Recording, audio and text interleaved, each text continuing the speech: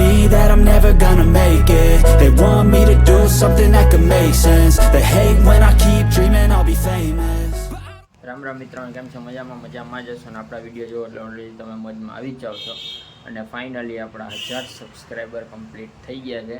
તો તમારા બધાનો ખૂબ ખૂબ આભાર. અને આગળના વ્લોગમાં જ આપણા 1000 સબસ્ક્રાઈબર પૂરા થઈ ગયા હતા, પરંતુ ત્યારે આપણે લાસ્ટમાં જ્યારે વિડીયો એન્ડ કર્યો ને ત્યારે 1000 થયા હતા. અને ફાઇનલી હવે તો 1000ની અપ થઈ ગયા, એટલે કે નિલેશ બાલેશ વ્લોગ્સ 1000 કે પાર. તો થેન્ક યુ સો મચ બધાને નવો સપોર્ટ આપતા રહેજો અને વધુમાં વધુ શેર કરતા રહેજો. અને પાછળ થોડો ઘણો અવાજ આવતો હશે, કારણ કે આજુબાજુમાં કામ ચાલુ છે મકાનના, એટલે એ બધો અવાજ આવતો હશે. અને અત્યારે તમે આગળ જોયું એ પ્રમાણે આપણે અત્યારે સાફ સફાઈનો થોડોક કાર્યક્રમ કરી નાખ્યો છે, કારણ કે આપણા જે ઝાડવા ને એવું ફૂલ ઝાડ ને છે એ બધા હમણાં ટૂંકમાં ભરચક થઈ ગયું હતું, કચરો અને પાંદડા ખરી ટૂંકમાં. તો સાફ સફાઈ કરી નાખી, પાણી બાણી બધું પાઈ દીધું છે મસ્ત મજાનું, કારણ કે લીમડો હાવ સુકાઈ ગયો, પાછો હોરી નાખ્યો, એટલે કે હવે પાછો કોરા છે. પાનખર ઋતુ વહી ગઈ છે ઓલરેડી હવે, એટલે મસ્ત મજાનો થઈ જશે. તો કન્ટિન્યુ બ્લોગ જોતા રહેજો અને સપોર્ટ કરતા રહેજો. તો મળીએ પાછા. હમણાં જો ફૂલડાનો વરસાદ કરું લીમડા ઉપર. લીમડો ક્યાં? કાંઈ નથી. થઈ જાઓ હમણાં છે ને વરસાદ.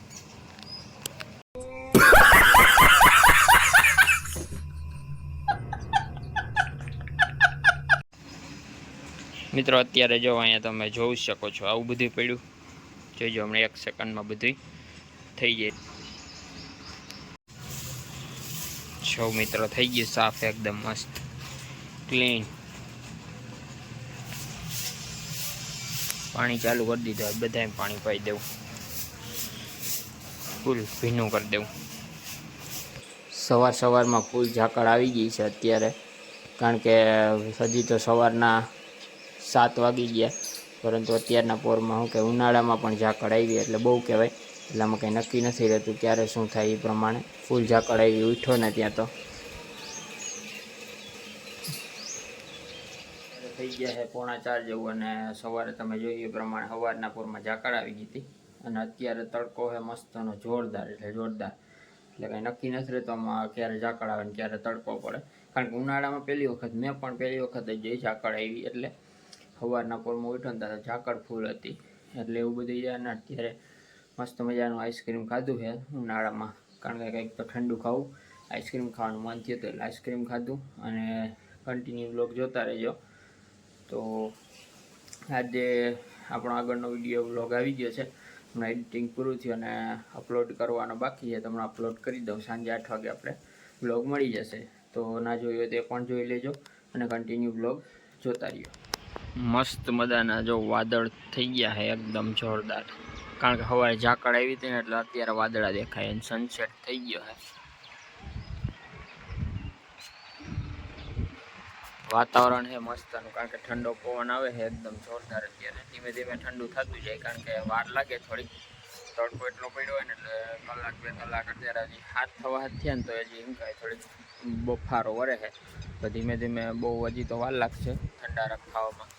જો મેઘધનુષ્ય આવેલું હોય ને એવો તમને પટ્ટો દેખાય જવાય, સીધો પટ્ટો જાય. આખું પૂરું નથી દેખાયું, ખાલી અત્યારે પટ્ટો જ દેખાય છે ખાલી. અને પવન છે જોરદાર, જવું મસ્તનો પવન. કન્ટિન્યુ બ્લોગ જોતા રહેજો.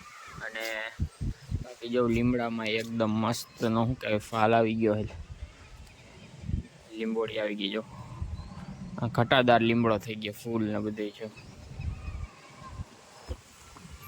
મિત્રો આપણે આવી ગયા છે દુકાને અને અત્યારે વાગી ગયા છે 11-11:30 જેવું. તડકો ફૂલ થઈ ગયો, કારણ કે ઘણા દિવસ પછી દુકાને આવવાનું થયું છે. આવતો પણ ટૂંકમાં થોડીક વાર રહીને પાછો નીકળી જતો, પરંતુ આજે બપોર સુધી હોય, કારણ કે રવિવાર છે એટલે બપોર સુધી તો દુકાન ખુલી જાય, પછી બંધ રાખી દઈએ. રવિવાર બપોર પછી ટૂંકમાં બંધ હોય, બાકી કોઈ દિવસ બંધ ન રાખીએ આપણે દુકાન. એવું બધું છે. ને તડકો છે જોરદાર, જો ચકલી રમે છે, કારણ કે ચકલીના માળા ને એ બધું અહીંયા છે, એટલે ચકલી તો હોય જ. ખાવાનું છે, પીવાનું છે, પાણી ને બધું, એનું ઘર ને બધું અહીંયા જ છે, એટલે વધારે પૂરતી જો અહીંયા 2-3 તો રહી જ છે. જો અહીં દેખાય એ રીતનું છે. કન્ટિન્યુ બ્લોગ જોતા રહેજો અને ચેનલમાં બન્યા રહેજો. આપણો આગળનો બ્લોગ આવી ગયો છે ઓલરેડી, 1000 સબસ્ક્રાઈબર કમ્પ્લીટ થયા એનો. તો સપોર્ટ કરતા રહેજો અને શેર કરતા રહેજો. ગરમી છે ને હમણાં જો પવન કરો, એસી ફૂલ કરી દો.